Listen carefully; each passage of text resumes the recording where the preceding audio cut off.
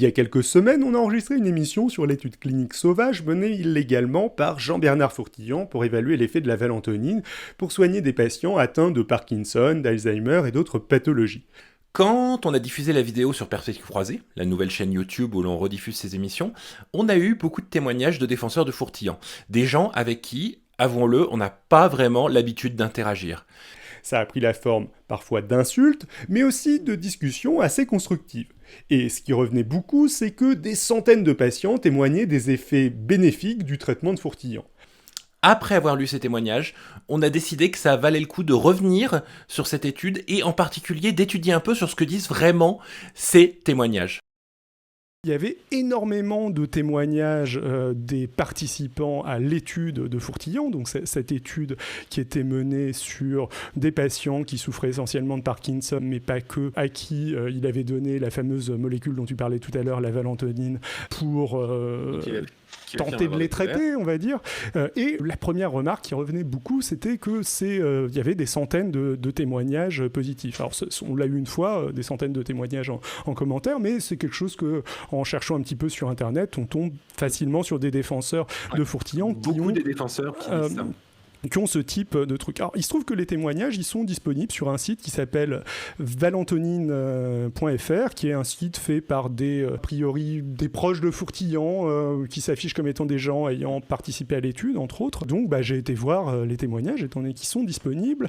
Et bon, le premier truc, c'est assez bénin. Il n'y a pas des centaines de témoignages, il y en a 150. Ça fait déjà...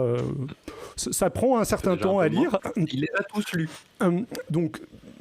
L'idée, ce serait que ces témoignages prouvent l'efficacité de son composé, la valentonyne, pour soigner des pathologies comme Parkinson, Alzheimer, l'insomnie. Bon, dans les faits, sur ces témoignages, il y a des doublons, c'est-à-dire qu'il y a des gens qui témoignent plusieurs fois, il y a un poème, il y a des lettres de plainte à Agnès Buzyn, il y a une personne dont on se rend compte progressivement en lisant ces témoignages qu'il fait témoigner ou que... plus exactement, je pense que c'est plutôt sa femme, fait témoigner toute sa belle famille. Patrick, si jamais tu nous écoutes, et sa charmante belle famille. Je t'ai repéré.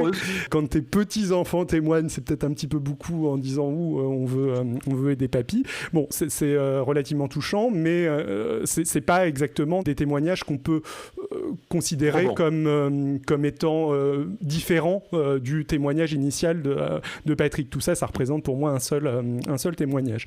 Et puis, il y a aussi des gens qui témoignent mais qui n'ont pas reçu de patch. Alors, il y a les gens qui envoient des poèmes ou des lettres à Agnès Buzyn ou des trucs de plainte, ils n'ont pas reçu de patch non plus, mais il y a des gens qui ont participé à l'étude, mais qui n'ont pas reçu de patch. Pourquoi ? Parce que, globalement, de ce que je comprends, les 400 participants, il y en a un petit peu moins, c'est les 400 personnes qui ont été à des espèces de séminaires de Fourtillant durant lesquels ils ont subi des analyses sanguines, etc., pour doser, qui étaient volontaires pour recevoir de la valentonyne, mais ils n'ont pas tous reçu de valentonyne par la suite, qui a été envoyée chez eux par la poste sous forme de patch par Fourtillant. Vas-y Adrien, tu voulais dire quelque chose. Ouais. Ils ont tous reçu un patch au moins de valentonyne le jour de l'étude, c'est-à-dire quand ils ont été... En lui accordant à 100% le bénéfice du doute, ceux qui sont venus à la soirée dans dans l'abbaye, oui, parce qu'il avait fait son essai clinique dans une abbaye pendant une nuit, ont reçu au moins un patch ce jour-là, c'est-à-dire les 402 personnes présentes. Je suis d'accord que c'est pas clair. Alors, il y en a qui témoignent d'avoir été présents là-bas et de ne pas avoir reçu de patch. D'accord. Donc, ses propres témoignages contredisent en tout cas ce qu'il est. Dans les témoignages. Mais il y en a aussi, oui, qui ont reçu juste un patch lors de cet essai clinique. Et je me demande s'il n'y a pas eu plusieurs sessions aussi. Pour le coup, j'aurais dû relever les dates. Elles sont dans les... Il me semble qu'il y en a eu plusieurs. Donc c'est peut-être lié à ça. Peut-être que lors d'une session, il y a eu le patch et dans l'autre, pas. Ouais. Je ne suis pas sûr à 100% de ça. Par contre, je suis sûr que certains témoignent d'avoir été là-bas et de ne pas avoir reçu de patch, vu que l'idée était de doser la quantité de mélatonine qu'ils avaient pendant la nuit sans recevoir de patch à la base. Donc c'était pas forcément si logique que ça de forcément leur donner un patch. Après, les témoignages sont pas du tout clairs là-dessus et le discours de Fourtillant est pas non plus pour moi très clair là-dessus. Donc bon, si jamais on enlève ces personnes donc qui n'ont pas forcément qui ont pas forcément reçu de patch, sachant en effet que il y a justement certaines personnes, j'ai essayé d'être assez large dans mon acceptation des personnes qui avaient reçu un patch. Donc typiquement, les gens qui avaient reçu un patch une fois, il y en a sans doute certains que j'ai comptés dans les 74 témoignages pertinents. Mais je les ai pas forcément tous comptés, donc il y a un delta. Au fur et à mesure où je lisais les témoignages, j'affinais ma méthode de classement. En vrai, il faudrait le refaire de manière plus rigoureuse que ce que j'ai fait, mais il y a environ 74 témoignages de personnes qui ont reçu des patchs. Bon, on va dire que pour témoigner de l'efficacité des patchs de Valentonine, avoir reçu des patchs, c'est un minimum. Tu as mis le filet le plus bas et ensuite on va écrémer un peu plus. Ouais. Parmi ces 74 témoignages, il y en a 15 à 20 qui sont des témoignages qui témoignent pas de bénéfices, qui ne mentionnent pas de bénéfices ou qui mentionnent qu'il n'y a pas eu de bénéfices.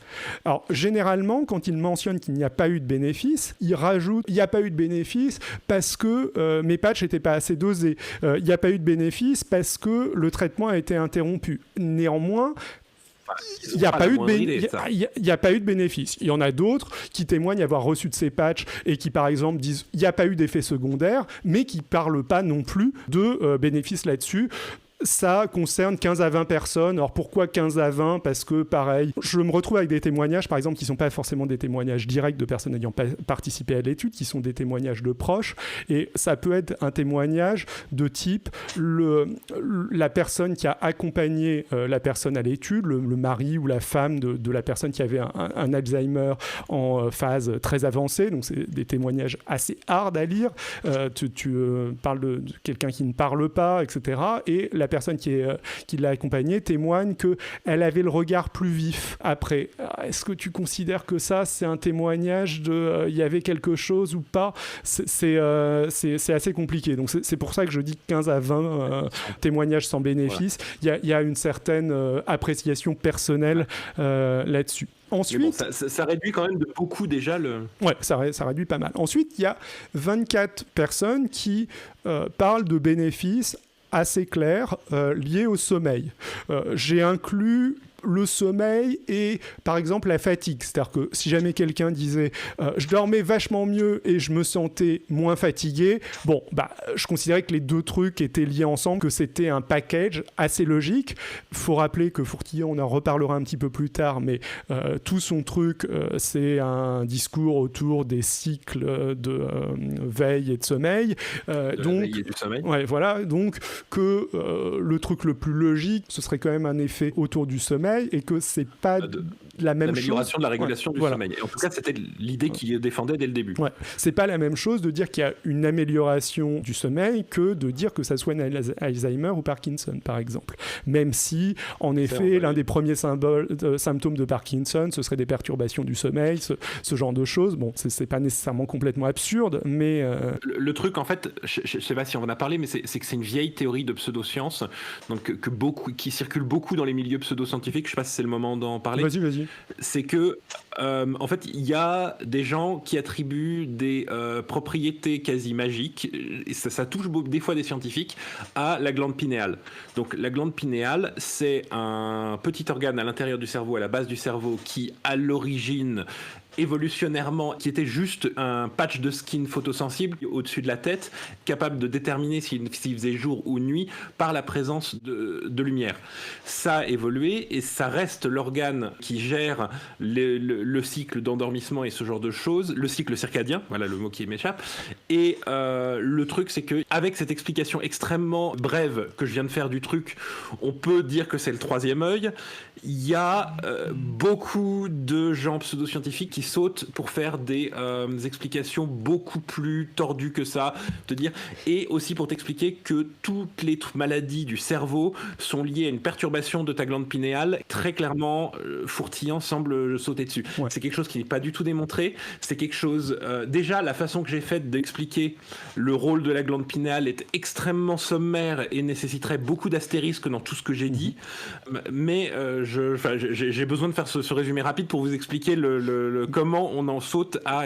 Et donc, il y a énormément de théories pseudo-scientifiques qui se basent là-dessus. Comme dit Alex, c'est un peu la faute à Descartes, qui l'avait identifié comme étant le siège de l'âme, si je ne dis pas de bêtises. Et c'est l'une des premières structures qui a été identifiée dans le cerveau, en gros, comme étant remarquable, vu que c'est quelque chose de relativement gros, qui est placé relativement au centre, ce genre de choses. Et du coup, il y a eu pas mal de théories pseudo-scientifiques, en effet, depuis longtemps, ou de théories tout court. Andy, sur le chat, dit c'est ce que j'avais en tête, parce que contrairement à tout le reste, c'est pas dupliqué. Contrairement aux autres structures du cerveau, il va y avoir du droite-gauche. Oui, tu voulais recommander un très bon film de Luc Besson, c'est ça, là-dessus? D'ailleurs, oui, je recommande toute l'œuvre de Luc Besson pour un boucher, un autodafé. Il y a un très bon film, enfin, il y a un des rares bons films adaptés de Lovecraft qui parle de la glande pinéale, ça s'appelle From Beyond, de mémoire, et justement, c'est des scientifiques qui arrivent à stimuler la glande pinéale, sauf que tu te mets à voir trop de choses et des monstres, et à la fin, tu te transformes en monstre. J'espère que ce résumé vous a donné envie parce que le film est vraiment pas mal du tout. Du coup, je continue un petit peu. Donc, si jamais on écarte ces témoignages de personnes qui ne témoignent pas véritablement de bénéfices, de ces personnes qui témoignent de bénéfices liés au sommeil, il reste environ 34 personnes qui témoignent de bénéfices divers. Alors, ça a complètement soigné le Parkinson de mon mari à, oui, elle avait l'œil un peu plus vif. Donc, c'est assez hétérogène. Ils sont pas mis à voir des monstres. Non, personne n'a vu de monstre ni quoi que ce soit. Ils n'ont pas stimulé assez. C'est aussi assez dur dans un certain nombre de cas de distinguer ça d'arrêt des traitements par exemple ou ce genre de choses. Oui, Altaniel, l'œil un peu plus vif, vraiment, enfin il y avait un peu plus de vie dans son regard ou quelque chose comme ça, et c'est généralement des témoignages qui concernent des personnes qui ont des Alzheimer très avancés, qui sont plus capables de parler, de s'exprimer. Enfin, les témoignages, vraiment, il y en a un certain nombre qui sont durs à lire. Il y a des témoignages vraiment hardcore d'errance médicale. Il y a une femme qui a un Parkinson et qui parle du fait qu'elle a subi un certain nombre d'opérations parce qu'elle a été voir un certain nombre de médecins qui n'ont pas diagnostiqué le Parkinson, lui ont fait subir une opération qui ne servait à rien. Elle revient voir le médecin en question et lui dit non mais madame, votre problème est résolu, et il l'envoie chier dans la salle d'attente. Enfin, il y a des gens vraiment qui ont vécu des choses vraiment lourd. En fait, on y reviendra, mais c'est ce qui est aussi terrible avec ce que fait le professeur Fourtillant, de vendre de l'espoir à des gens vraiment désespérés. Ouais. Et vendre est le terme important. On va y revenir. Et parmi ces témoignages, la plupart de ces témoignages, c'est des témoignages indirects. C'est-à-dire que c'est pas la personne qui avait Parkinson, Alzheimer, trouble du sommeil qui parle, c'est un proche. Généralement, on devine ou comprend que c'est peut-être dans le cas de personnes qui avaient une pathologie assez avancée et qui avaient perdu pas mal de leur autonomie. C'est peut-être la personne qui a entendu parler de Fourtillant et qui les a emmenés là-bas qui témoigne et qui était peut-être la plus motivée. Alors, bon, on est quand même passé de 150 témoignages sur 400 participants à 10 témoignages sur un nombre de patients qui ont reçu de la valentonine qui est assez dur à évaluer. Il y a certains des témoins qui expliquent que 30 personnes en ont reçu. Moi, j'en identifie un peu plus. Il y en a d'autres qui parlent de 40 personnes en ayant reçu de la valentonine. Ce qui est sûr, c'est que Fourtillant n'avait pas une production de patch assez élevée. On va y revenir. Les gens qui ont reçu ces patchs les ont reçus par intermittence et s'en plaignent beaucoup dans les témoignages. Et donc, a priori, Fourtillan, de ce qu'il explique, il a choisi les personnes les plus prioritaires à qui il a envoyé des patchs. Ça va de gens qui ont reçu des patchs et qui ont mis 1/8 de patch à des gens qui témoignent le fait d'avoir eu besoin de 3 patchs pour avoir des effets, avec un discours de Fourtillan pour les personnes qui n'avaient pas de bénéfice, qui semblait tourner autour de ça n'a pas d'effet parce que vous n'avez pas assez de patch, parce que vous n'avez pas la bonne dose. Bon, donc que tirer de tout ça? Honnêtement, pas grand-chose. 10 témoignages directs d'effets positifs sur des pathologies variées. C'est pas quelque chose de fou, mais même imaginons que ces témoignages soient massivement positifs, qu'il y ait eu 150 témoignages de personnes expliquant avoir reçu des bienfaits de ces patchs. Je pense que ça serait pas nécessairement suffisant parce qu'il y a d'autres problèmes. Il y a des problèmes au niveau de la fiabilité des témoignages. Par exemple, il y a des contradictions. Ce qui a été beaucoup reproché à Fourtillan, c'est d'avoir demandé à ses patients d'arrêter leur traitement. Alors, du coup, ces témoignages, ils arrivent après le buzz médiatique autour de l'affaire, et il y a beaucoup de gens qui témoignent du fait que non, Fourtillan ne leur a pas dit d'arrêter leur traitement sans en parler à leur médecin. Ça revient très souvent. Ouais, vas-y. Par contre, les témoins de France Inter et de la cellule d'investigation de France Info, les témoins de la cellule d'investigation de France Info ont été contactés et ont dit devant le journaliste, en le confirmant, que Fourtillan leur a demandé d'arrêter le traitement soudainement. En tout cas, ils ne pourraient pas accéder au traitement avec la valentonine s'ils n'arrêtaient pas l'autre traitement. Alors, je te laisse reprendre, juste pour préciser. C'est un point. Et par ailleurs, même au sein de ces témoignages, en fait, il y a une énorme hétérogénéité entre les gens qui disent ne pas avoir arrêté le traitement, que Fourtillan ne leur a jamais dit ça et qu'ils ont continué, les gens qui expliquent que Fourtillan leur a dit de diminuer le traitement ou de l'arrêter, mais d'en parler avec leur médecin, et un témoignage qui explique Fourtillan m'a pas dit d'arrêter, mais moi, de mon initiative, j'ai arrêté mon traitement en le cachant à mon médecin. Alors, est-ce qu'on peut considérer que Fourtillan est responsable pour des gens qui l'ont fait de leur propre initiative, sachant que tout ça, c'est des témoignages de soutien. Ils vont pas témoigner, si jamais ils veulent soutenir Fourtillan, ils vont pas aller dire Fourtillan m'a dit d'arrêter le traitement sans en parler à mon médecin. Enfin, ce serait plus un témoignage de soutien. Pareil, il y a hétérogénéité sur le coût des traitements, des témoignages sur le coût des traitements. Le coût des traitements, globalement, pas mal de gens ont donné 1500 €, des milliers d'euros, mais tout le discours de Fourtillan tourne autour du fait que c'était des dons à son fonds, le fonds Josepha, et que c'était pas obligatoire à ce niveau-là. Il y a quand même quelques personnes qui témoignent qu'il y avait quand même un minimum de 20 € par mois pour les plus démunis. Alors, est-ce que c'est un vrai minimum de 20 € par mois parce qu'ils devaient aussi prendre de la mélatonine, donc peut-être que les 20 € par mois, c'est le coût d'aller acheter la mélatonine à la pharmacie. J'ai un petit doute là-dessus pour être complètement charitable à ce niveau-là. Mais bon, il y a quand même hétérogénéité de la chose. Il y a certaines personnes qui parlent d'incitation, enfin, on comprend que c'est une incitation à donner 1000 €, d'autres qui parlent plutôt de 1500 €. Et puis, surtout, il y en a beaucoup qui témoignent du fait qu'ils n'étaient pas obligés de donner. Ceci étant dit, il y a des témoignages de gens qui ont donné et qui n'ont pas reçu de patch, mais je ne pense pas avoir vu de témoignages de gens qui ont reçu des patchs et qui disaient de ne pas avoir donné. Donc, même si le contrat n'était pas explicite. Il y a ce magnifique témoignage d'ailleurs qui est extrêmement touchant que je voulais citer, que j'ai oublié, qui est un témoignage de quelqu'un qui dit mais on dit que Fourtillan m'a arnaqué, c'est absolument faux, j'ai donné de l'argent mais je n'ai absolument rien reçu en échange, ce n'est pas une arnaque. Et le mec y croit, alors c'est peut-être pas exactement formulé comme ça mais quasiment, hein. Le mec est de bonne foi, ou la nana d'ailleurs, on comprend l'idée.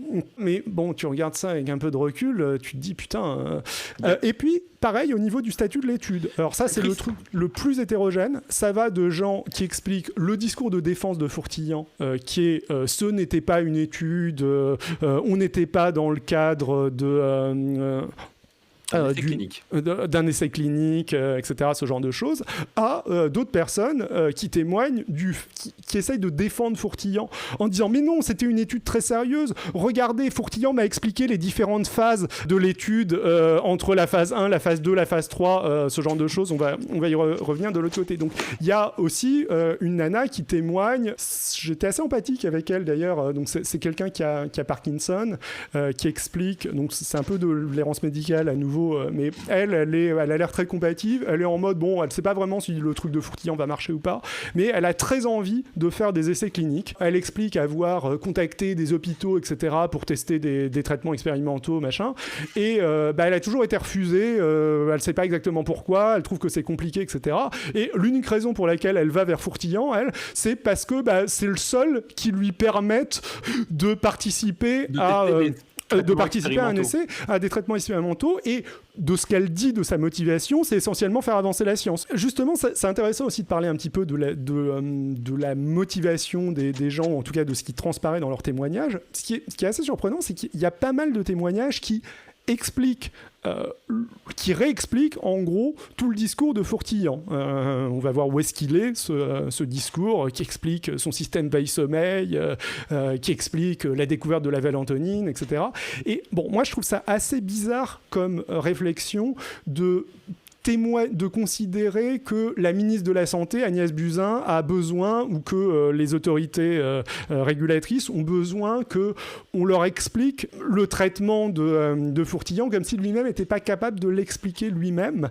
Mais ceci dit, ça ressemble aussi à autre chose. Il y a énormément de témoignages d'errance médicale, j'en ai parlé déjà plusieurs fois, je ne vais pas nécessairement y revenir beaucoup, mais on sent qu'il y a beaucoup de gens qui ont été vraiment désespérés par leur interaction avec les médecins, qui leur ont expliqué que ça se soignait pas de toute façon de manière très rude, que oui, vous avez des effets secondaires avec la dopamine, mais ça va aller de mal en pire.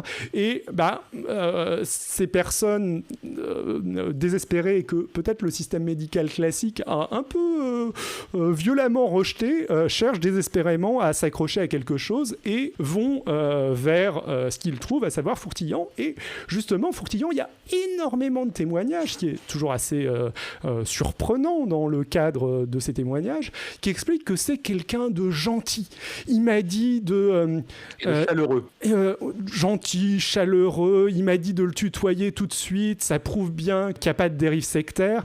Et moi, quand je lis ça, j'ai pas du tout l'impression que ça prouve qu'il n'y a pas de dérive sectaire. Avant de lire ces témoignages, honnêtement, j'avais pas en tête que... donc, on parlait en effet de dérive sectaire dans les médias. C'est pas vraiment, me semble-t-il, quelque chose dont on avait parlé dans notre précédente chronique. Et moi, c'est pas quelque chose que j'avais en tête, fortement en tout cas. Les éléments relevés par l'enquête de France Inter, à part certains sur la fin, ne l'évoquaient pas comme ça, quoi. Mais le discours que donnent les personnes qui ont participé à l'étude ou les défenseurs de Fourtillant, pour moi, évoque pas mal, justement, une dérive sectaire. Il rebalance le discours du gourou. On sent quand même pas mal, même si beaucoup expliquent « Non, je ne suis pas désespéré. Voilà, on m'a donné de l'espoir. Grâce à Fourtillant, j'ai de l'espoir. » Mais t'as quand même l'impression, en tournant légèrement la chose, que c'est des gens qui étaient quand même vraiment pas bien, et on comprend pourquoi, et qui ont été voir un marchand d'espoir, en gros. On parle de population extrêmement vulnérable. Ouais. Et le côté, c'est pas un gourou parce qu'il est gentil. C'est une vision très particulière des gourous, mais généralement les gourous ils séduisent pas en engueulant les gens. Enfin, ça peut être le cas dans certains cas, mais phase 2. Ouais. T'as plusieurs phases. Ouais. Mais Tout le monde n'est pas comme dans Fight Club. Ouais. C'est une vision assez particulière du gourou que de dire que ça doit être quelqu'un qui est méchant au premier regard. Pour séduire, c'est plutôt... Le truc, c'est que tu peux pas te dire que tu peux t'être trompé toi-même aussi. T'as une question de jugement, c'est quelqu'un de gentil et d'humain. Je l'ai aimé pour ça, pas parce que c'est un gourou. Et c'est une faille mentale qui est très facile de tomber dedans. Par ailleurs, bon, je pense pas nécessairement que ce soit hyper pertinent d'aller systématiquement rechercher les sophismes, les fallacies ou ce genre de choses, mais il y a quand même quelque chose auquel je pense pas mal quand je vois ces témoignages. C'est souvent des proches qui témoignent plus que les personnes directement victimes de la maladie. Des proches qui ont emmener la personne là-bas, qui ont découvert Fourtillant sur Internet, généralement par Joyeux, qui ont payé une forte somme d'argent, qui ont sans doute convaincu leurs proches de l'efficacité du traitement. Et là, moi, je pense, sunk cost fallacy, donc les coûts irrécupérables, c'est-à-dire le fait que quand tu as déjà beaucoup investi dans quelque chose, que ce soit une théorie ou dépenser beaucoup d'argent, l'exemple typique, c'est le Concorde, l'État français et l'État anglais qui avaient dépensé énormément d'argent dans le Concorde et qui savaient que le projet était financièrement voué à l'échec, que pour le faire marcher, il faudrait investir encore davantage d'argent et perdre plus d'argent que ça allait en rapporter, et qui pouvait difficilement s'arrêter parce que les sommes investies étaient déjà importantes et sinon ce serait un échec. Du coup, là, j'ai vraiment l'impression de voir ça, c'est-à-dire de voir des gens qui défendent quelque chose parce qu'ils sont déjà se sont impliqués émotionnellement, financièrement parlant, là-dedans. Et puis, il y a un dernier élément qui est très très très présent, c'est les gens qui témoignent veulent des patchs. Leur motivation première pour témoigner, c'est que la plupart pensent que ça marche et ils n'ont pas de patch. Ils n'ont pas de patch parce que Fourtillant n'a pas réussi à être efficace au niveau de la logistique et on sent un petit peu qu'ils lui en veulent un peu là-dessus pour ça. Et puis, ils n'ont pas de patch à cause de cette censurée d'Agnès Buzyn qui a interrompu leurs essais. Et donc, tu sens que tu as des témoignages, encore une fois, déchirants en mode regardez, ma femme va mourir si jamais vous lui donnez pas, lui laissez pas accéder à ce patch, ce genre de choses. Il y a des gens qui sont morts aussi, sans doute pas liés de toute façon, la plupart de ces gens sont assez âgés, hein, donc c'est pas forcément directement lié au patch, c'est sûrement pas lié au patch, hein, mais bon, c'est des témoignages assez poignants et on sent que la motivation primaire de ces gens pour témoigner, c'est qu'ils veulent des patchs et ils sont conscients que si jamais ils disent pas ce qu'il faut pour que Fourtillant ait les autorisations nécessaires, ça va pas marcher, ils vont pas avoir de patch.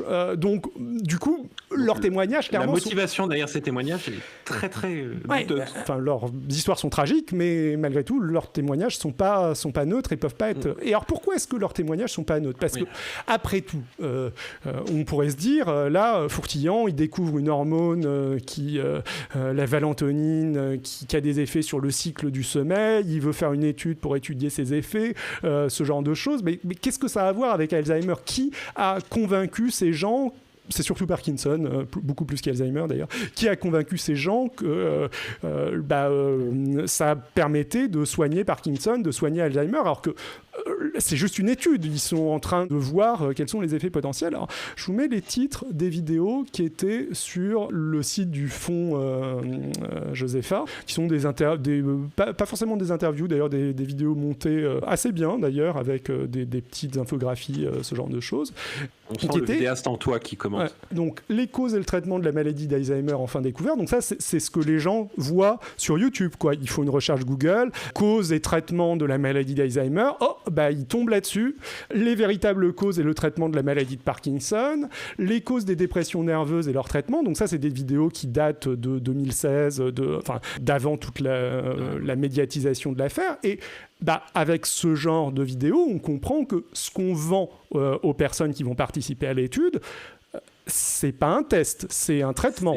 Là, le titre, il explique que tout ça marche. D'ailleurs, vous noterez que le deuxième nom qui est écrit au-dessus, on le verra à la fin, mais le professeur Joyeux n'assume plus trop maintenant que guérir Alzheimer et Parkinson. Ouais, et on voit aussi que ce qui est utilisé assez nettement dans ces vidéos, c'est la notoriété de Joyeux, en plus de celle de Fourtillon, qui est bien moindre que celle de Joyeux. Ça aurait sûrement jamais décollé sans Joyeux, hein, tout ça. C'est une excuse pour parler d'autre chose, mais il y a ce témoignage. Je suis parti avec un ouvrage scientifique, La glande pinéale et le système veille-sommeil du professeur Fourtillon, édition Fonds Josepha. J'en ai fait profiter tous ceux autour de moi qui étaient intéressés. Donc, il y a cet ouvrage qui était en vente sur Amazon à une époque. Alors, je ne sais pas à quel prix, on en voit les traces, mais il n'est pas disponible actuellement, et on le trouve sans problème en PDF sur le site du Fonds Josepha. Et alors, qu'est-ce que c'est que cet ouvrage scientifique ? Cet ouvrage scientifique, c'est ce texte, préfacé encore une fois par Henri Joyeux, qui va avoir du mal à expliquer que tout ça s'est fait à l'insu. À quel point il s'est impliqué dans tout ça. Nous verrons son témoignage à la fin, ça vous fera rire jaune. Ouais. Ce bouquin, il est assez intéressant parce que c'est pas une publication scientifique. C'est publié aux éditions Fonds Sir Josepha Mendes. Donc, le principe d'une publication scientifique, c'est qu'elle est généralement peer-reviewée par... pas généralement, elle est peer-reviewée par d'autres chercheurs du domaine.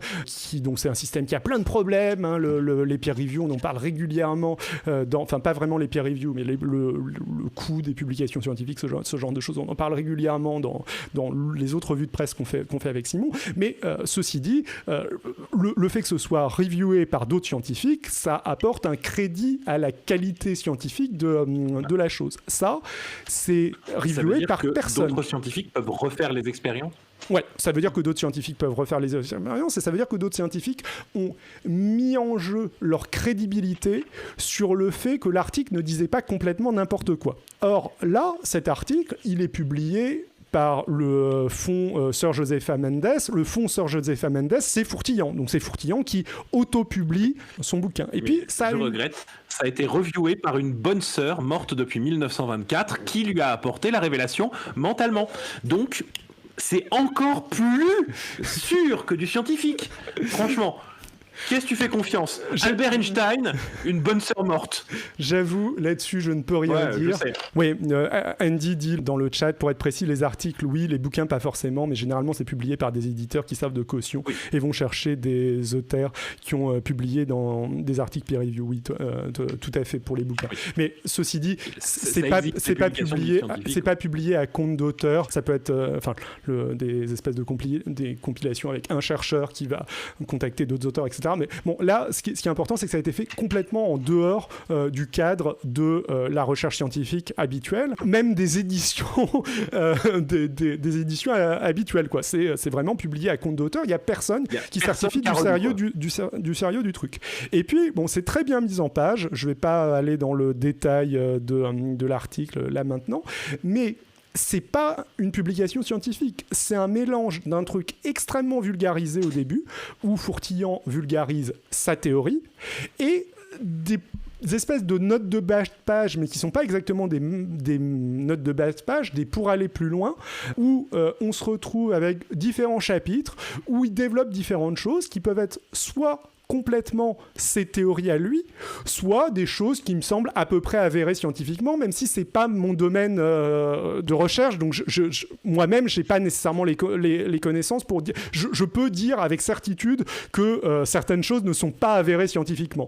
Après, est-ce que c'est ce que je pense être consensuel et consensuel, ça je peux me gourer, et peut-être que là aussi c'est pas aussi consensuel que ce que je pense, mais en tout cas ça fait référence à des vraies publications scientifiques derrière, peer-reviewées de temps en temps de Fourtillon, dans des vrais journaux, etc. Mais du coup, ça ressemble à un discours vulgarisation destiné à vendre un truc, avec derrière du charabia technique où tu ne peux pas vraiment évaluer ce qui tient de l'hypothèse et ce qui tient des éléments établis scientifiquement, qui sert juste à justifier le discours entre guillemets vulgarisé au début. C'est un peu du type, regardez, vous n'arrivez pas à comprendre mon pour aller plus loin, donc ça prouve bien que j'ai raison au début. Et tout ça est extrêmement spéculatif. Bien évidemment, on retrouve Parkinson, tout ce genre de choses. Alors que, son système à la base, c'est ça, ce dont il parle. C'est assez simple, son système veille-sommeil. C'est juste que donc il y aurait 3 hormones produites dans la glande pinéale, qu'il y en a 2 qui décroissent très rapidement quand au réveil, disons. C'est même pas au réveil, c'est au bout de 8 heures. Ce serait timé d'après lui. Il y en a une autre qui décroît beaucoup plus lentement, et celle-là serait l'hormone de la veille, tandis que la valentonine serait l'hormone du sommeil. Et il se trouve que en dégradant l'un, t'obtiens l'autre, ce genre de choses. Donc, théoriquement parlant, peut-être que ça peut marcher, mais c'est purement spéculatif. En tant que tel, ça peut avoir un sens, mais ça nécessite d'être étudié. Exactement.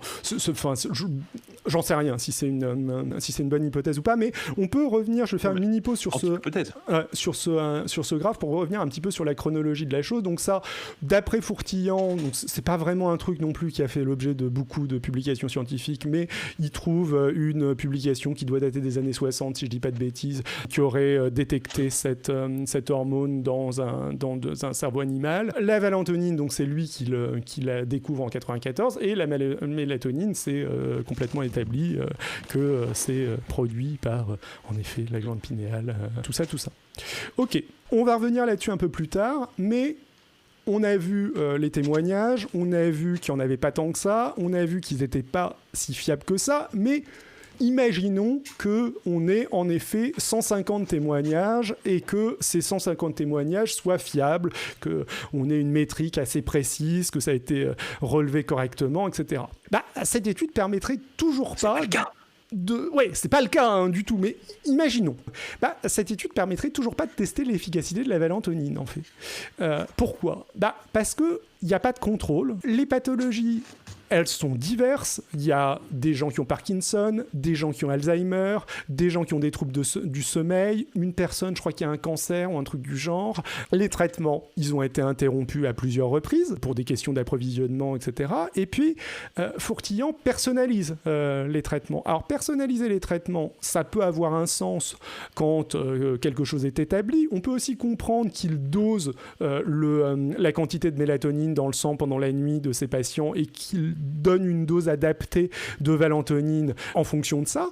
Mais quand il modifie en cours de route le dosage de ses patients en disant à une personne, t'as pris un patch, prends-en 2, prends-en 3, si jamais ça n'a pas suffisamment d'effet, augmente, qu'est-ce qu'elle vaut son étude si jamais il change le dosage au fur et à mesure?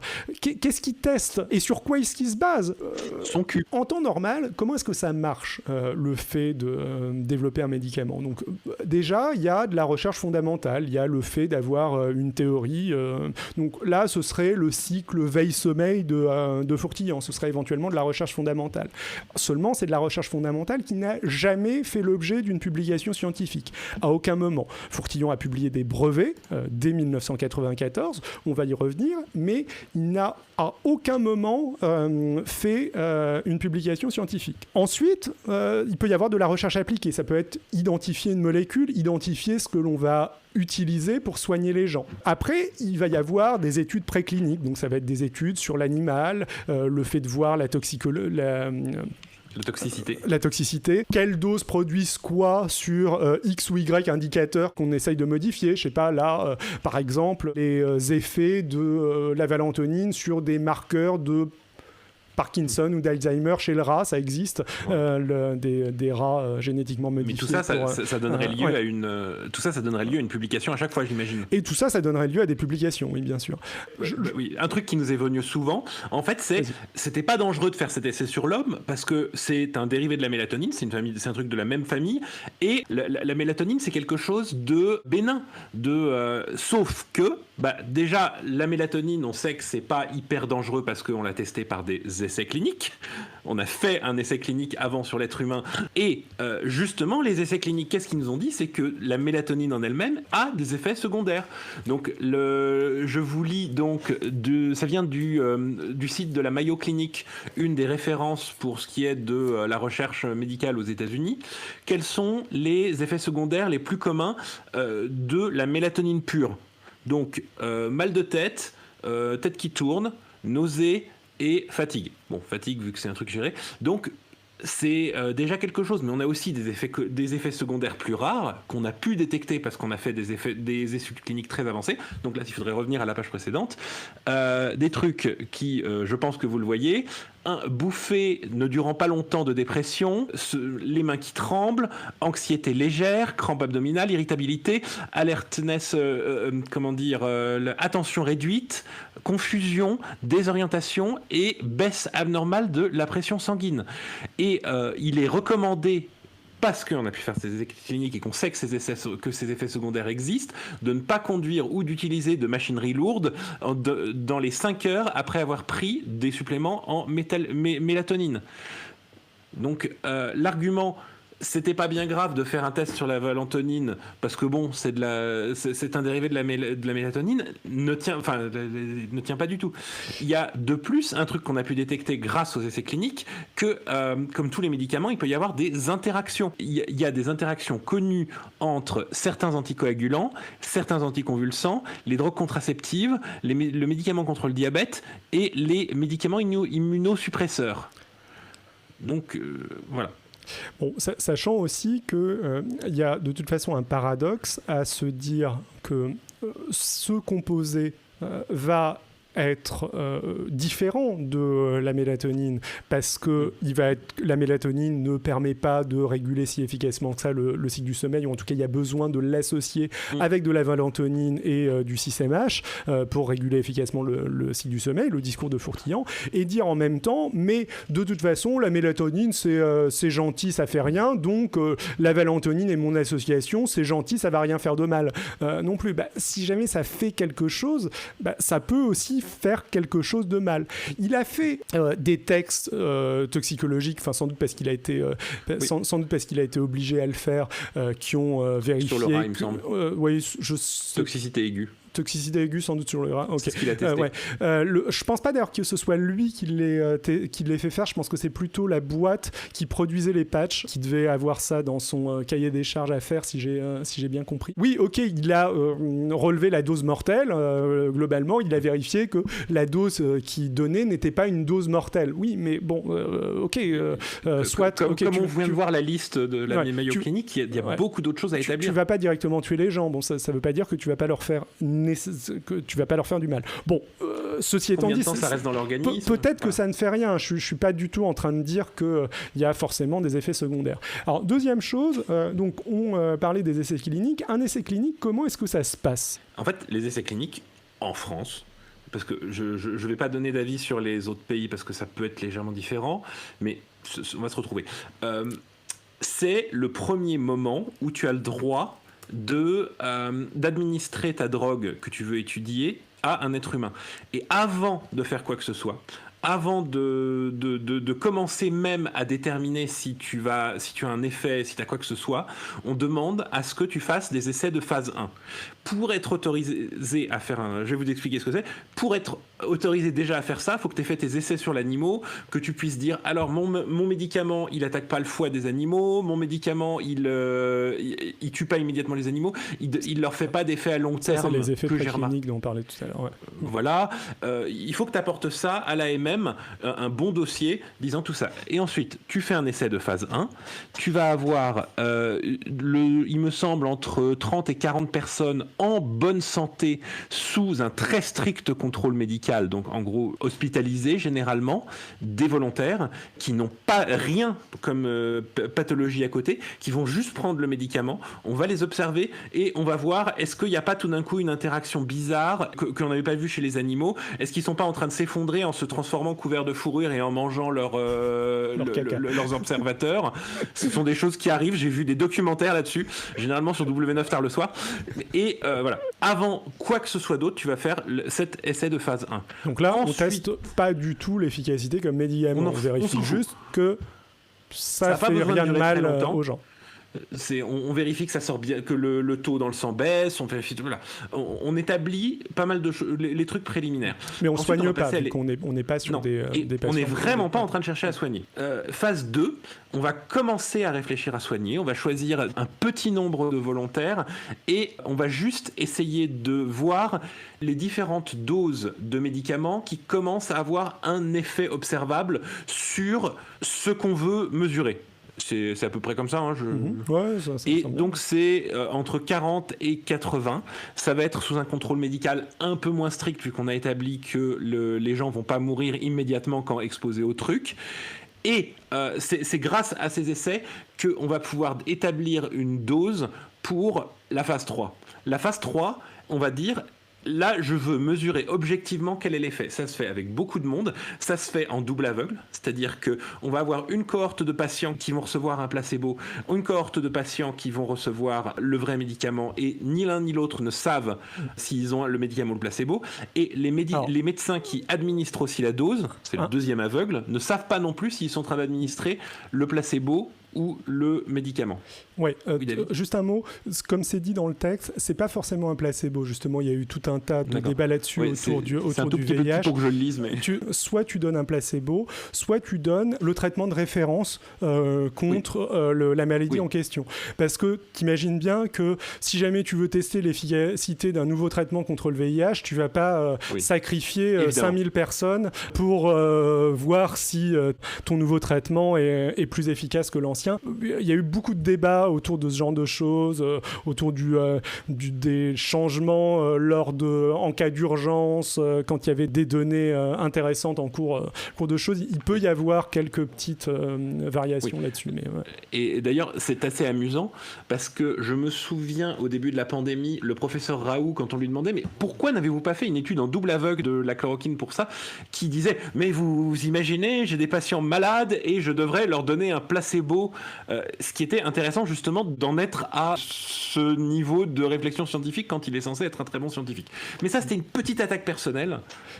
Ouais, mais honnêtement, ce que fait Raoult me semble moins pire que ce que fait Fourtillon. Alors, ce que fait Raoult a beaucoup plus d'écho, donc peut-être qu'il est, peut-être qu'au final il fait beaucoup plus de mal parce qu'il a une présence médiatique une envergure médiatique qui n'a rien à voir avec celle de Fourtillon, mais méthodologiquement parlant, ça n'a rien à voir, quoi. Je pense que Raoult serait tout à fait d'accord pour dire que ce que fait Fourtillon, c'est absolument n'importe quoi. Hypophyse 00 nous demande qu'est-ce qu'on fait si le traitement de référence évolue pendant la phase 3. Je ne sais pas. Honnêtement, mais genre typiquement, je sais qu'il y a eu un cas, si je dis pas de bêtises, c'était sur une étude sur le VIH menée sur des prostituées où ils se sont rendus compte que leur traitement était obviously beaucoup plus efficace que le traitement de référence, et ils se sont posé des questions éthiques, et il me semble qu'ils ont fini par décider en cours d'étude de donner leur traitement au groupe placebo en cours de traitement. Donc il peut y avoir ce genre d'exception, et globalement c'est derrière ça que se retranche Raoult au niveau de la chloroquine. Le problème, c'est qu'au niveau de la chloroquine, il n'y avait pas d'indice disant que c'était efficace, et plus le temps passe, plus il est obvious que c'était pas efficace. Mais bon, il y a des cas relativement complexes comme ça où il peut y avoir des dilemmes éthiques qui sont pas si simples que ça à résoudre. Mais là, on en est loin. Le dilemme éthique, il est...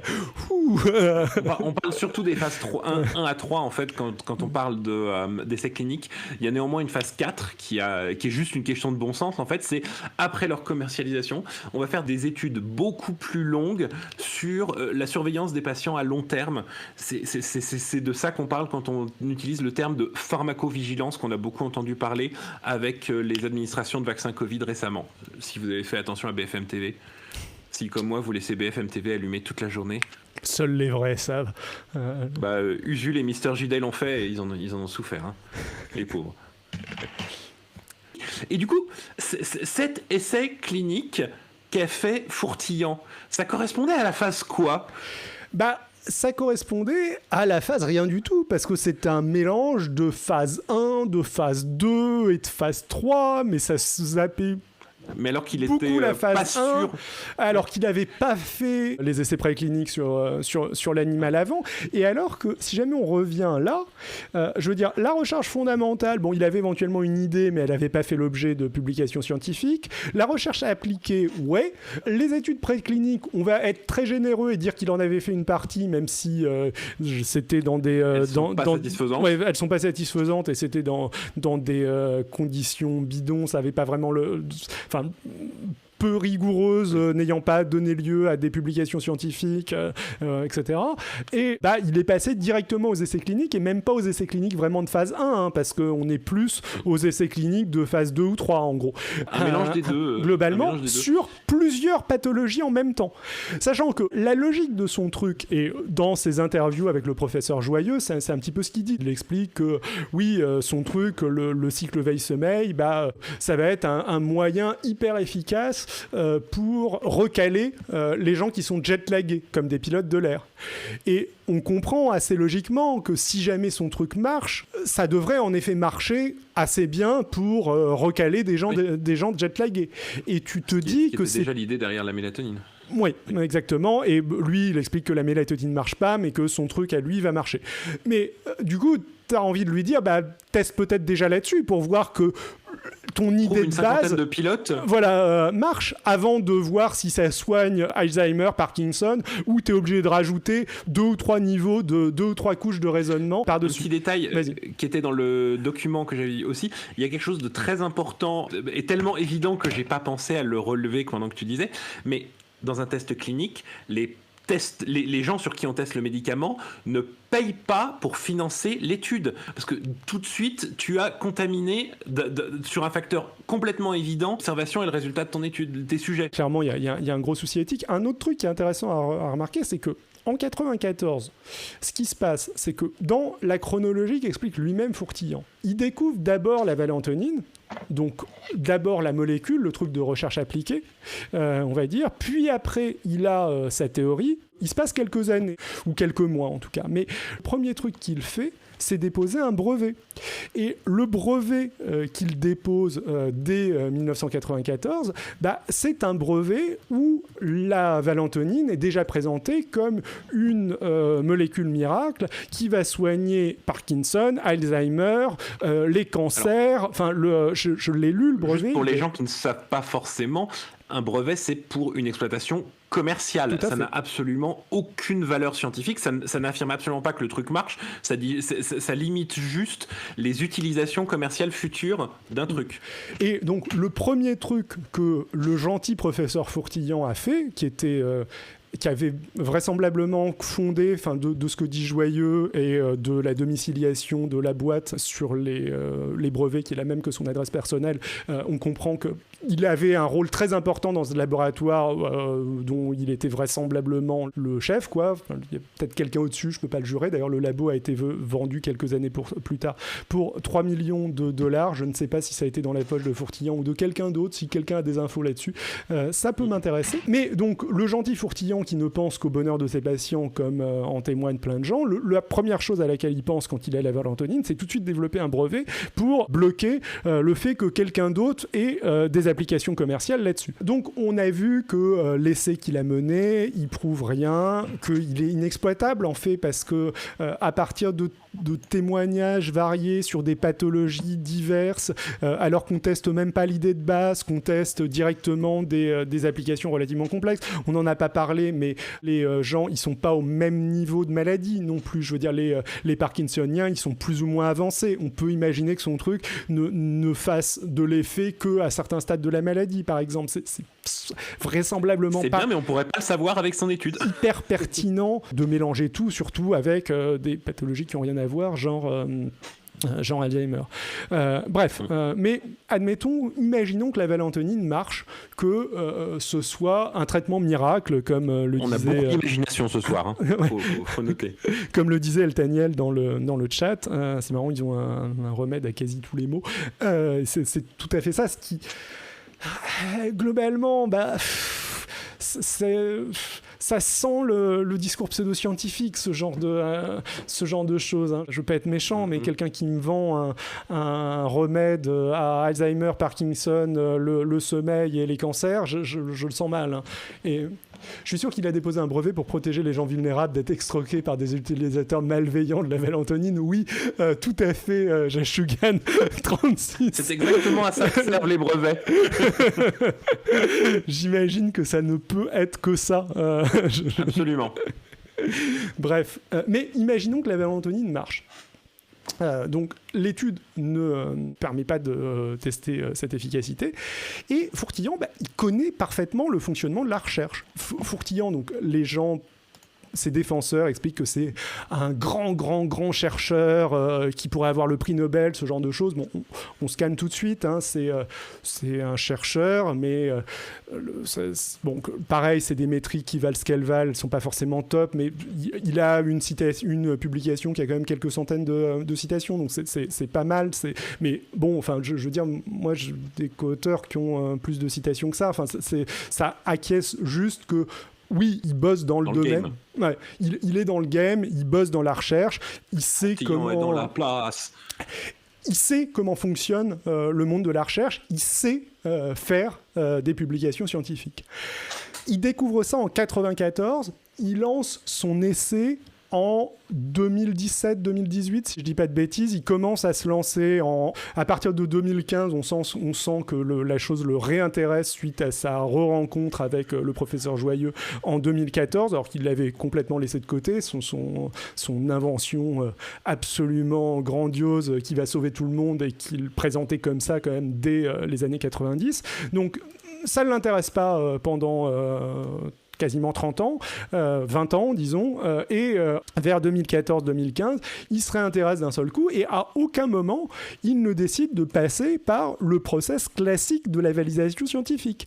Et puis il a été prévenu aussi, il a fait une presse avec Joyeux devant l'Académie de pharmacie. Alors je sais pas exactement ce que c'était que cette présentation, mais on peut retrouver le compte-rendu avec les réponses qui lui ont été données là-bas. J'imagine que c'est ces publications, ces conférences de médecine où tu vas pour parler mais qui ne donnent pas lieu à des publications scientifiques, contrairement aux conférences d'info où là pour le coup généralement les conférences sont peer-reviewées et ont une valeur scientifique. En biomédecine c'est pas forcément le cas et j'imagine que c'est une conférence de ce genre, mais je peux me gourer. En tout cas ça donne pas lieu à une publication scientifique, mais ce qui est intéressant c'est qu'il y a des scientifiques qui lui répondent et les scientifiques ils lui disent 3 choses.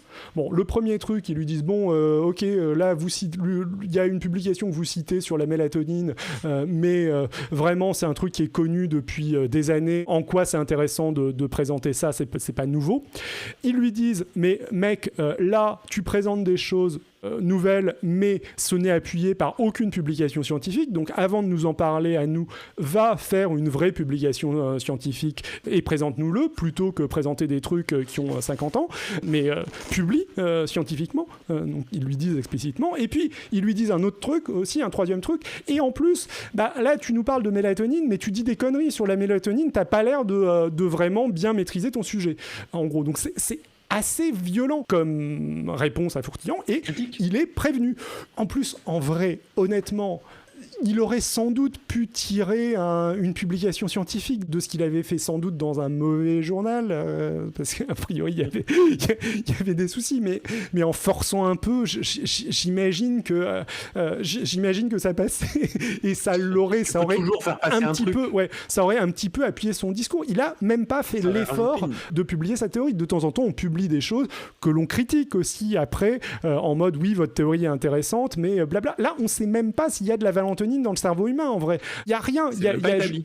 Rien n'a été établi. Alors, moi, la question que je me pose, c'est pourquoi est-ce que Fourtillan a procédé comme ça? Rien publié, quoi.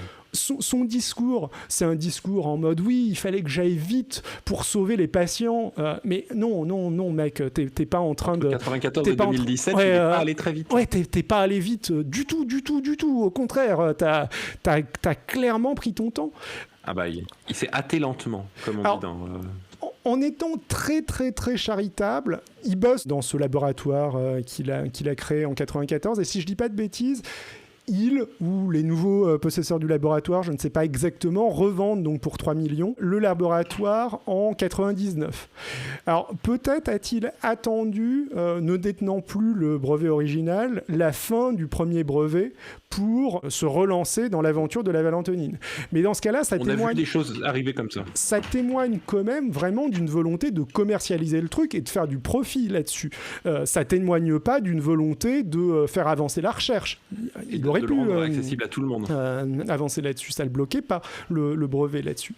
Il y a clairement une volonté qu'on sent de privilégier les brevets aux publications, et ils redéposent des brevets en peut-être pas 2015, je sais plus exactement quand, mais globalement avec le fonds Josepha, il redépose un brevet qui est au nom de la sœur Josepha Mendes, parce que pourquoi pas,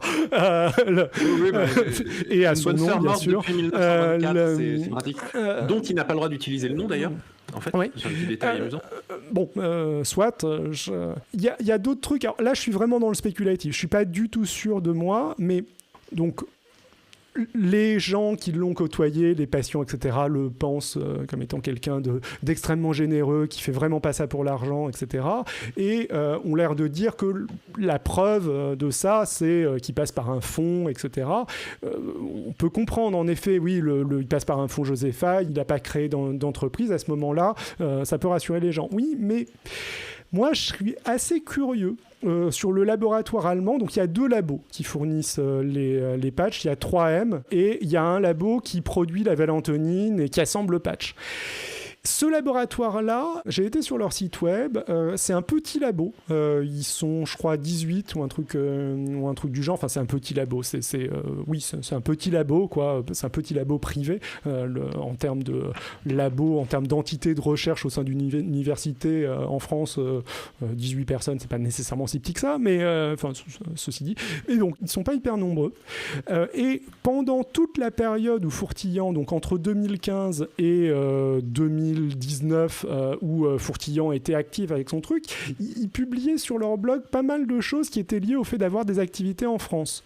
Donc j'imagine que la production de ces patchs était peut-être pas quelque chose de tout à fait mineur en fait dans leur activité à eux.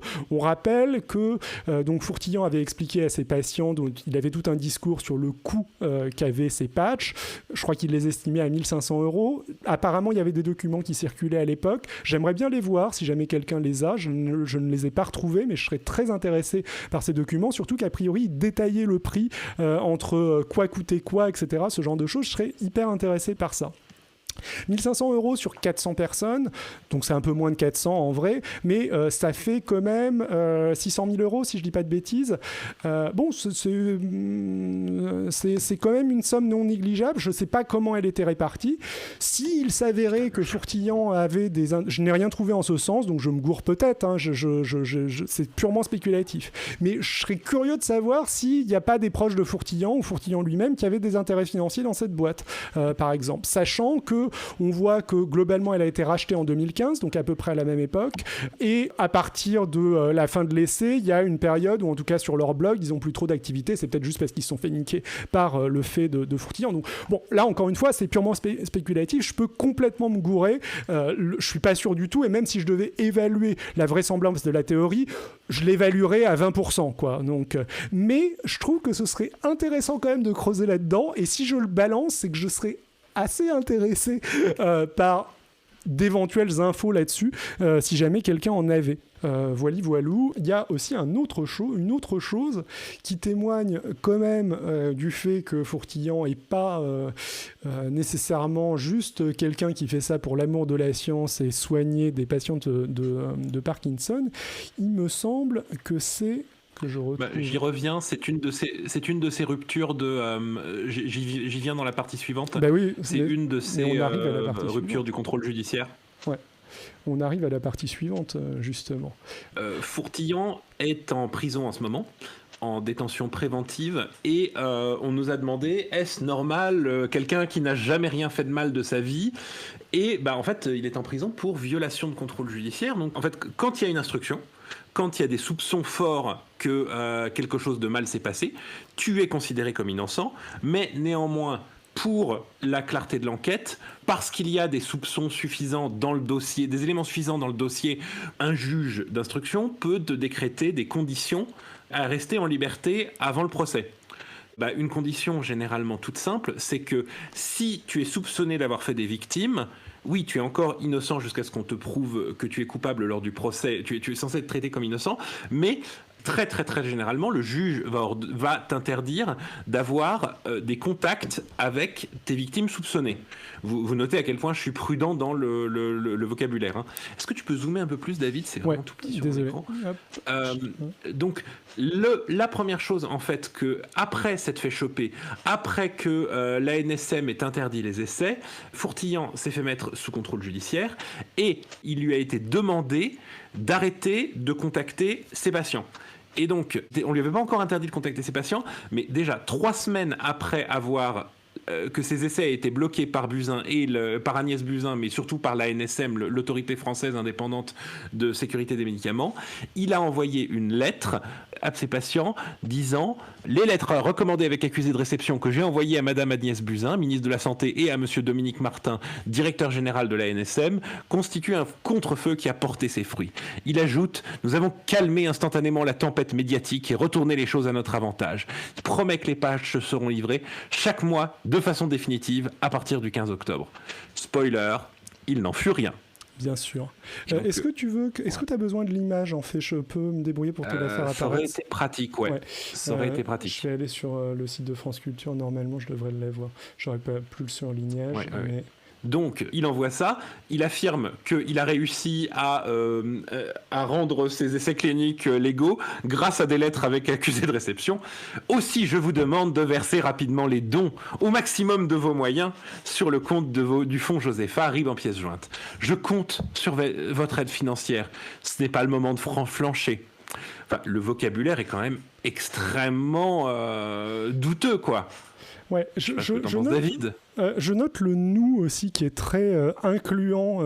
Il inclut, tu le sens en train de dire c'est une aventure que l'on vit ensemble. Moi, en haut du bateau, je ramasse les pièces d'or et vous les mettez dans le coffre. Et ma richesse, c'est aussi la vôtre. J'exagère un petit peu là, je suis méchant, mais je trouve petit détail. Pourquoi est-ce que je parlais que je pensais, moi, qu'il y avait 402 participants ayant reçu des patchs? Mais en fait, c'est parce que je venais de lire ce mail. Et le chiffre de 402, vous le trouvez pas un peu rigolo? Oui, je sais où est-ce que tu vas. Qui sont ces deux dernières personnes? Mais voilà, parce que 400 personnes officiellement, c'était le nombre de gens qu'il avait fait venir pour son étude. Et effectivement, il y en a 2 de trop. Et donc, d'après sa communication, lui et Joyeux étaient les 2 derniers à recevoir sur son essai durant toute la durée du test les patchs miraculeux. En vrai, il y a pas mal de chiffres différents qui circulent. Ça va de 402 à 380 et quelques ou un truc du genre, selon les versions. Il y a au moins une personne qui témoigne, je crois, ne pas avoir pu se déplacer. Peut-être est-il compté d'une certaine manière, mais pas dans l'autre, je sais pas trop. C'est assez intéressant à partir des chiffres que tu as pu établir, c'est simplement à partir des témoignages et les chiffres de la com de Fourtillant qui visiblement sont déconnectés. Donc Au passage, une autre question que je me pose, beaucoup de ces gens y allaient avec un accompagnant et parfois l'accompagnant témoigne d'avoir testé les patchs là-bas en mode j'avais rien de particulier ou je dormais pas trop bien donc je comprends pas trop la logique à ça. Du coup, je sais pas si ça se trouve, c'est quasiment à diviser par 2 et en fait, il y a que 200 personnes parce qu'ils comptent les accompagnants dans le truc. C'est vraiment pas clair. En tout cas, la com de Fourtillant est très très questionable. Mais donc, on va passer au deuxième. Celui-là, c'est un mail encore légal. Mais donc, les appels aux dons vont se multiplier en suivant. Et donc, la justice travaille. Le 11 mars 2020, Fourtillant est mis en examen, notamment pour exercice illégal de la profession de pharmacien. Et donc, comme condition, on lui interdit d'entrer en contact avec ses patients. Fourtillant est extrêmement intelligent. C'est plus lui qui va contacter les patients, c'est sa femme. Extrêmement intelligent. Je ne sais pas si j'irai jusque-là, Adrien. Honnêtement, c'est le truc que font tous les gens sous contrôle judiciaire. Les juges ont extrêmement l'habitude. Tu ordonnes à A de ne pas contacter B. A demande à sa femme d'aller voir B pour lui. Faut pas croire que les juges sont cons à ce point-là. En plus, là, il le fait par mail, qui est des trucs qui laissent des traces. D'ailleurs, le style écrit de Madame Fourtillan ressemble beaucoup au style de Monsieur Fourtillan dans les autres mails. Hein. Ah, c'est parce qu'ils passent beaucoup de temps ensemble. Tu es de mauvaise langue, Adrien. Voilà. Je vous contacte avec ma nouvelle adresse mail blip que vous devez utiliser dorénavant pour communiquer avec le fonds Josepha. Donc très clairement, contournement de contrôle judiciaire. Elle renouvelle l'appel au don. Le fonds Josepha a un besoin financier urgent. Le surlignage, c'est France Culture, mais le gras, c'était pour les mois de mars et avril. Et virement. Le fonds Josepha vous demande de faire le maximum selon vos moyens. Nous vous remercions ceux qui ont déjà répondu à notre appel. Vous pouvez effectuer vos dons par chèque, par virement sur le compte du Crédit Agricole. Jean-Bernard et moi-même restons très optimistes quant à la disponibilité des patchs dans un proche avenir. Donc là, on est 15 mars 2020. Le précédent, c'était... Peux-tu me rappeler la date ? Alors, le précédent, c'était le octobre 2019. Un peu plus haut, juste. Octobre 2019. Juste un peu plus haut, il y a la vraie... Voilà, 8 octobre 2019. Ok. Donc, entre octobre 2019 et mars 2020, ils ont toujours pas reçu leur patch, mais machin continue à leur promettre pour demain. Là, le patch, il est tellement tout prêt, tu vois. Est-ce que, sérieusement, tu penses que Fourtillan avait espoir de produire les patchs à ce stade-là ?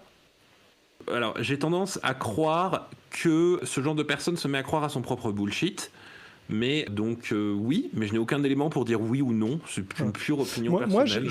Moi, j'ai du mal à croire qu'il y croyait encore. Moi, j'ai plus l'impression que c'est une tentative désespérée pour récupérer de la thune et qu'il savait complètement à ce stade-là qu'il avait aucune chance de produire les patchs. J'aimerais voir quels sont les éléments qu'il avait pour. On a des éléments financiers qui vont apparaître grâce à lui un peu après.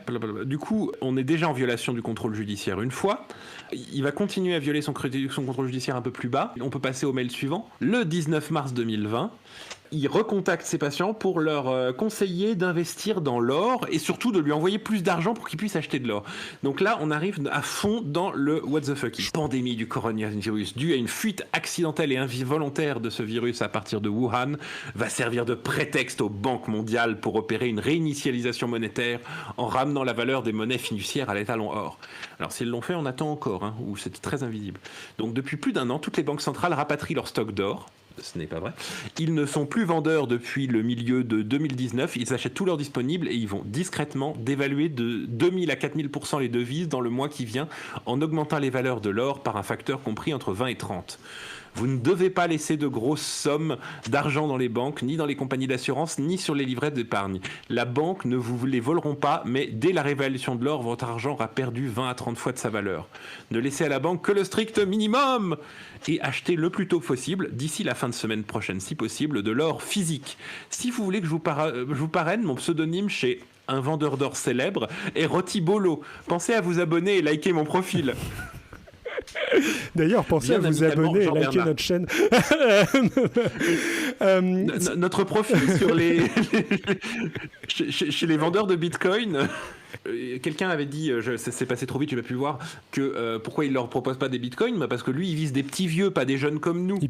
Donc des délires sur le retour de l'étalon or, qui est, on le sait, un délire récurrent de beaucoup de conspirationnistes. Ça touche plus les vieux que des millennials qui aiment la cryptocurrency. Donc deuxième violation du contrôle judiciaire. Ensuite, 26 mars, on sent un certain désespoir qui monte. Jean-Bernard vous demande de faire un seul et dernier don au fonds Josepha, le plus élevé possible, selon vos moyens. Donc là, vous voyez, il avait arrêté de simplement mettre en gras. Maintenant, il met en gras et il souligne. Par virement bancaire, car les postes ne fonctionnent plus depuis vendredi soir. Ça, je ne sais pas à quoi il fait référence. Le coronavirus. Il y avait peut-être un jour... 22 mars 2020, les postes ne fonctionnaient plus depuis vendredi soir. Et effectivement, bien que les banques soient fermées, elles effectueront ces virements si vous leur en donnez l'ordre par courriel. Adressez-vous à vos conseillers habituels.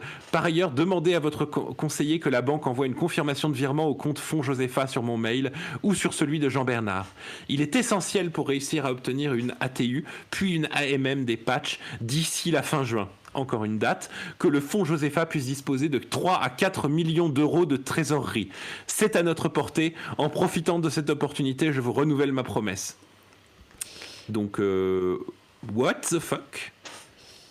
Et c'est pas terminé. Là, on va arriver à les secrets de l'or, parce que vous voyez, il y a un arc scénaristique. Hein.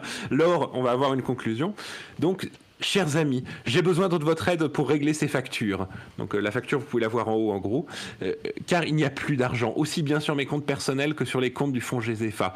En effet, comme vous le savez, j'ai utilisé tous les dons versés au fonds Josepha à ce jour pour acheter de l'or physique. Après récupération sur mon compte personnel d'une partie de mon compte courant dans les fonds Josepha. J'ai pu acheter 4 kilos d'or. Quand je vendrai cet or, j'injecterai le produit de la vente au compte courant dans le fonds Josepha, ce qui nous permettra de constituer une trésorerie solide qui sera très utile. Je vous joins le RIB ci-après. Je vous remercie de l'aide que vous pourrez pas apporter à régler ces factures. Amitié, Jean Bernard. C'était le 27 mars, là, je sais plus. On était le 30 mars. Non, le 30 4 jours après. Le 30 avril.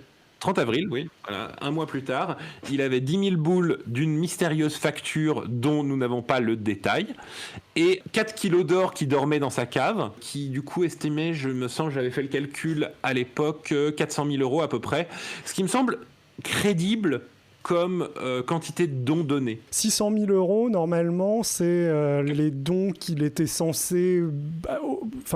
il était censé évaluer le coût de l'ensemble des patchs pour 400 personnes à 600 000 euros à peu près, de ce qu'il disait. Et du coup, s'il a effectivement 4 kilos d'or dans sa cave, il a à peu près 400 000 euros au prix de l'époque, il me semble. Donc, il aurait dépensé 200 000 boules à peu près pour obtenir les patchs à prix d'or auprès de 3M et d'un prestataire. Il a peut-être reçu un peu plus que ce qui était nécessaire dans la mesure il a probablement de ce qu'il un peu disait plus. Qui était nécessaire dans la mesure où il incitait les gens à donner plus, qu'ils avaient sans doute aussi une incitation, peut-être qu'il privilégiait les gens qui donnaient plus, peut-être pas, mais dans ce genre de cas, je pense que si jamais tu es désespéré et que tu veux le traitement, tu te dis si je donne un peu plus, il va peut-être me faire passer avant. Voilà. Donc je pense qu'il y avait une incitation. Il y a des gens qui sont rapportés avoir donné plus de 20 000 euros. Il y a des gens qui ont rapporté avoir donné plus de 20 000 euros. Donc, dans les mois qui suivent, Fourtillant, donc après tout ça, il refuse de se rendre aux convocations des juges. Ça, les juges, ils adorent. Franchement, que tu reçois, ils te disent s'il vous plaît, venez pour qu'on discute et tu fais le mort. Ça, franchement, ça les fait toujours rire. D'ailleurs, ça les a fait tellement rire que le juge d'instruction envoie les forces de l'ordre pour l'arrêter. Une fois qu'il est arrêté et amené devant le juge, il est immédiatement placé dans un hôpital psychiatrique à la demande d'un médecin en observation. Donc très clairement, il y a deux sujets. L'hospitalisation psychiatrique contre ta volonté, ça a parfois été utilisé par les forces de l'ordre pour faire chier généralement des personnes militantes. C'est quelque chose de l'arbitraire du pouvoir, mais dans le principe, c'est quelque chose pour protéger les prévenus s'ils ne sont pas en état mental d'être interrogés par un juge. Et là, très honnêtement, après tout ce que j'ai lu avant, après le fait qu'il ait refusé, j'imagine très très bien que quand il est arrivé devant le juge, il a dit « Vous êtes des suppôts du grand complot mondial qui veut réindexer la monnaie sur l'or » et ils ont préféré l'envoyer chez un médecin avant de procéder à une audition. Médecin qui a demandé à ce qu'il soit placé en hôpital psychiatrique. Après, quand il en est sorti, qu'il est finalement rendu devant le juge, ils ont décidé de l'incarcérer parce que quand même, un mec qui ne vient pas aux convocations et qui ne respecte pas son contrôle judiciaire, on peut avoir des problèmes avec le système judiciaire français, mais c'est une solution raisonnable dans notre système actuel. Partie intéressante, mais purement sur Joyeux. Alors là, c'est Saint-Jean, le coq qui chante 3 fois, Saint-Pierre, le coq qui chante 3 fois, il connaît plus du tout Fourtillant, là. Le professeur Joyeux, qui avait initialement soutenu son ami avec force, insiste aujourd'hui pour dire qu'il n'a jamais cofondé le fonds Josepha avec le professeur Fourtillant.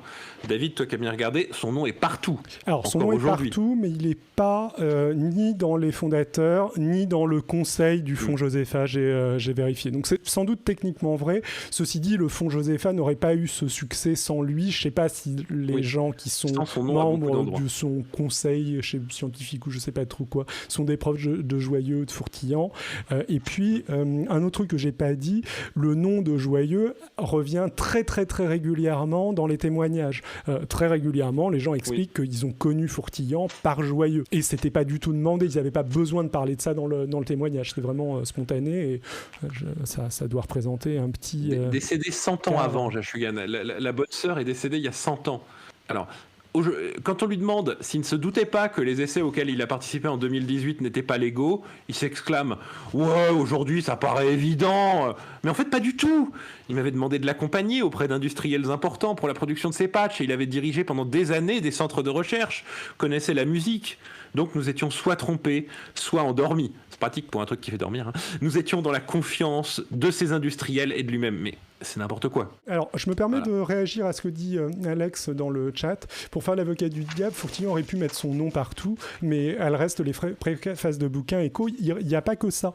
Il y a pas mal de vidéos sur le site du Fonds Josefa qui sont des vidéos qu'ils ont enregistrées tous les deux. Il y a aussi le site de Joyeux où il fait la promotion de Fourtillon et où il est dithyrambique sur Fourtillon. Je crois que c'est dans la préface. Enfin, il y a en tout cas des moments où il dit explicitement, contrairement à ce qu'il dit là, je ne sais pas si tu as déjà lu le passage, où il dit explicitement que ça va soigner Alzheimer et Parkinson, quoi. Bah oui. Et d'ailleurs, le passage qui va auto-contredire, à propos de la découverte du professeur Fourtillon qu'il qualifiait de bombe atomique en 2015, le professeur Joyeux se montre aujourd'hui beaucoup plus réservé.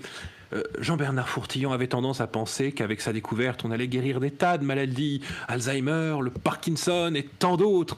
Là-dessus, je n'étais absolument pas d'accord, car on n'avait pas de preuves. Je lui disais, le sommeil, oui, puisque tu l'as démontré sur l'animal, ça doit être présent chez l'humain, mais après, piano, sachant qu'il n'avait pas démontré quoi que ce soit. Hein. Alors, je vais encore aller dans le spéculatif, mais moi, donc pareil, je suis pas du tout sûr là c'est purement spéculatif.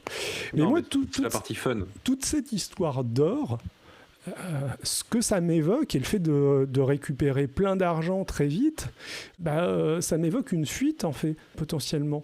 Enfin, je comprends, en tout cas, que les autorités judiciaires aient eu peur qu'ils se barrent, parce que quelqu'un qui rassemble de l'argent... Il a de l'argent peu traçable.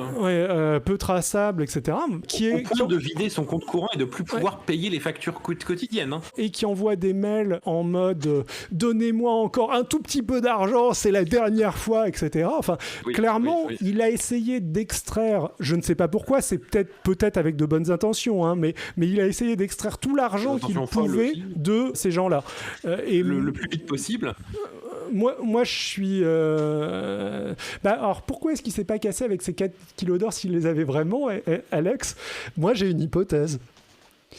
Le coronavirus... Ça rentrait pas dans la 4L. Le coronavirus, ça tombe le moment où il peut se casser, tombe pile pendant le confinement, etc. Donc, il a pas vraiment... Enfin, plus, j'imagine que la justice a quand même été relativement rapide, mais il a peut-être pas eu l'opportunité, ou en tout cas, ça tombait à un moment donné où c'était particulièrement compliqué de se casser. Alors, l'autre hypothèse, c'est peut-être aussi qu'il soit tout à fait sincère et que ce soit quelqu'un qui soit il tombé croyait à son propre bullshit. Dans des délires conspirationnistes, qui était renforcé par son public, et le public de Joyeux était dans des délires conspirationnistes, et ça l'a encouragé, etc. Ce genre de choses. C'est possible aussi, hein, mais moi, plus je me renseigne, plus je me dis qu'il avait quand même l'air d'être vraiment intéressé par la thune, Fourtillon. Mais bon, ça c'est purement spéculatif. Hein. La partie, les problèmes avec la Valentonine sont... C'est pas lui, c'est sa femme qui l'a corrompu. Ça se voit. Oui, comme dit Andy, il peut y avoir un flou entre c'est un manipulateur malhonnête de A à Z et il est totalement sincère, une graduation. Oui, la vérité c'est le même. Et sans doute entre les deux en vrai. Ouais, je suis tout à fait d'accord avec ça. Pour terminer, au niveau de sa Valentonine, etc., est-ce que ça a des chances d'être vrai ? Je considère qu'il n'y a pas grand-chose comme élément qui vont dans ce sens-là. Le fait qu'il n'ait jamais publié alors qu'il savait comment le faire va plutôt dans le sens que c'est faux. Et si jamais il y avait un effet... Pas d'éléments préliminaires. Passer d'un effet sur les cycles du sommeil à un effet sur Alzheimer et Parkinson, c'est un énorme pas. Donc oui, peut-être qu'on peut imaginer que son truc a un effet sur le sommeil du même ordre que la mélatonine, peut-être un petit peu mieux que la mélatonine. Peut-être que ça a un rôle dans le cerveau, peut-être on n'est pas sûr. Mais globalement, il n'y a pas d'élément. Il faudrait que quelqu'un mène une vraie étude. Et c'est ça qui est aussi triste. C'est, encore une fois, si jamais son truc marche, là, il l'a essentiellement décrédibilisé, quoi. Il a essentiellement ralenti les chances qu'il y ait de la recherche dans cette direction. Je suis d'accord avec ça. Et donc, voilà, on se dirige vers un procès. Les patients craignent beaucoup que cette... Et voilà, du coup, les patients craignent beaucoup que cette affaire enterre des recherches qui leur avaient donné de l'espoir. Et c'est une bonne confirmation, conclusion à peu près ce que tu disais. Ouais. Et encore une fois, les témoignages pointent quand même un autre truc, c'est l'importance quand même de l'accompagnement de ce genre de choses. Les témoignages d'errance médicale, c'est dur à lire et franchement, c'est un truc sur lequel la médecine classique peut largement s'améliorer. La grosse différence souvent entre des pseudosciences type, homéopathie par exemple, c'est que ce genre de personnes, vont te faire payer beaucoup plus cher, mais vont te garder 1 heure dans leur cabinet, tandis que le médecin classique va t'expédier en 5-10 minutes. Et il faut aussi voir que les effets placebo, tout ce genre de choses, c'est maximisé aussi par l'encadrement. Ça a une valeur, en fait, pour soigner les gens, en fait, de les écouter, de discuter avec eux, et puis ne serait-ce que pour leur bien-être, ce genre de choses. Et il y a aussi ça à retenir. Les gens ont besoin, et pour le coup, c'est légitime, de quelqu'un qui leur explique, qui essaye de faire preuve de pédagogie, qui les accompagne, qui passe du temps avec eux.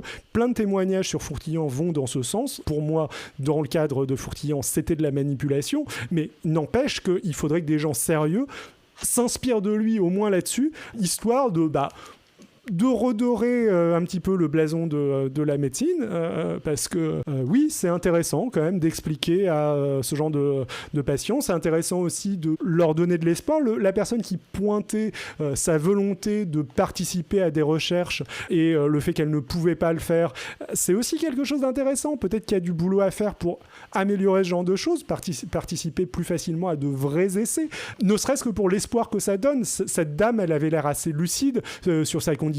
Elle était en mode je sais que je suis condamné, mais j'aimerais tenter et puis faire avancer la science. Oui, t'as raison, c'est triste qu'on lui donne pas cette possibilité. Voilà, c'est triste qu'elle soit tombée sur un charlatan. Sur un charlatan, ouais. Voilà, donc c'est le terme avec mesure. C'était là-dessus que je voulais terminer pour nuancer un petit peu. Je pense que ça conclut notre première partie. Voilà, c'est terminé. Si vous voulez nous donner un petit coup de pouce, vous connaissez le topo, un like, ça nous fait plaisir et ça aide à faire découvrir la chaîne. Un commentaire ou un partage sur les réseaux sociaux, c'est encore mieux et on vous fera des bisous. Pour ne rater aucune vidéo, abonnez-vous, activez la cloche. Si vous voulez écouter nos revues de presse en avant-première et interagir en live avec nous, ça se passe sur la chaîne Twitch Xilcast. Enfin, si vous êtes plus podcast audio, on diffuse aussi certaines de nos revues de presse sur le podcast As Critique.